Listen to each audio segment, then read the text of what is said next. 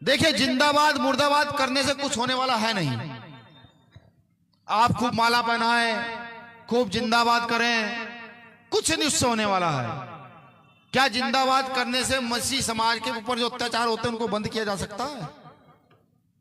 क्या जिंदाबाद करने से जो दलित पिछड़ों के साथ होता है इस देश के अंदर, उसको बंद किया जा सकता है? व्यवस्था समझिए, व्यवस्था क्या है। अगर व्यवस्था एक बार समझ गए तो बड़े पैमाने पर परिवर्तन का काम आप सब लोग कर जाओगे। और अगर व्यवस्था ना समझे तो इसी प्रकार से पिटते रहोगे। आने वाली नस्लें वो गुलामी की ओर अग्रसर होंगी।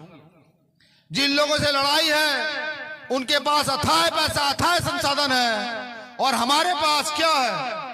हम गरीब किसान मजदूर वर्ग के लोग सिर्फ बाबा साहब अंबेडकर की बदौलत पढ़ लिख करके इतना बोलना सीख गए हैं। आर्टिकल 19 अधिकार दे दिया कि बोलो, खूब जोर जोर से बोलो। उन लोगों ने पैसे के दम पर भारत की राजनीति को अपने कदमों में घेरा और हम लोग चुप रहे। बाबा साहब अंबेडकर ने संविधान में लोकतंत्र का अधिकार दिया। लोकतंत्र के अधिकार में कह दिया कि जिसकी जितनी संख्या बारी उसकी उतनी हिस्सेदारी। और इस देश में गरीब मजदूर किसान की संख्या सबसे ज्यादा है।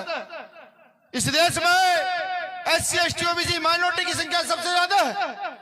ये लोग चाहे तो तख्ता पलट कर दे, लेकिन हम लोगों ने ध्यान नहीं दिया।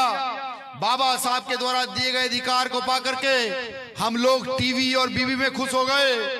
जब हम टीवी और बीवी में खुश हुए तो मनुवादी व्यवस्था के लोगों ने इस देश को अपने कब्जे में किया। और इस देश को अपने कब्जे में करने के बाद बाबा साहब का अपमान करना शुरू किया। बाबा साहब अंबेडकर को गाली देनी शुरू की। अभी अमित शाह ने बयान दिया, उससे पहले बीजेपी का एक मंत्री हेगड़े, उसने कहा संविधान बदल देंगे।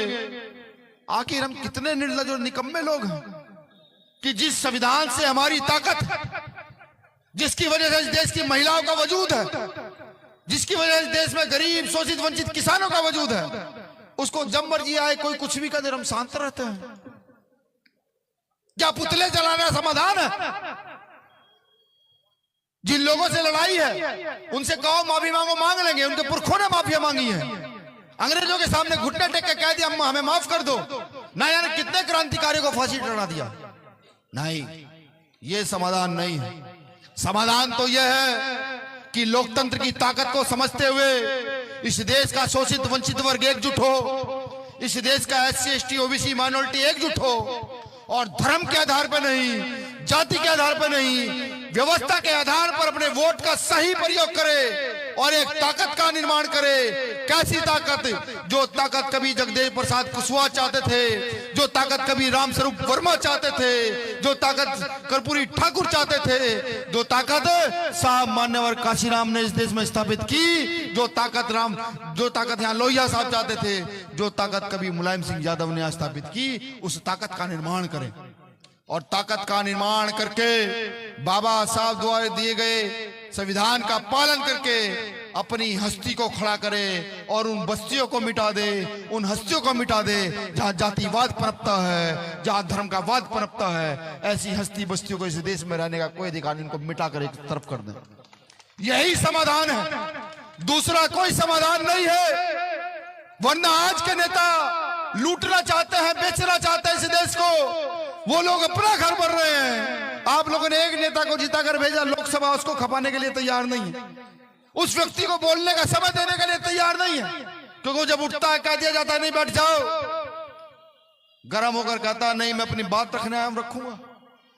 लेकिन क्या एक अकेला व्यक्ति सारे काम कर सकता है क्या? हम लोगों को कोई जिम्मेदारी नहीं है।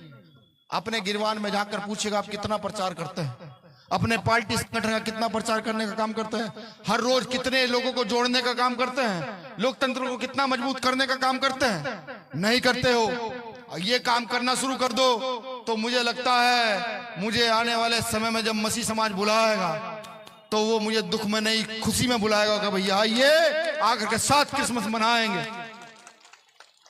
मुझे आने वाले समय में जब OBC समाज बुलाएगा तो खुशी में बुलाएगा, कहेगा भैया आइए, आज महात्मा ज्योतिबा फुले की जयंती मनाएंगे, आज ललित सिंह यादव की जयंती बड़े पैमाने पर मनाएंगे।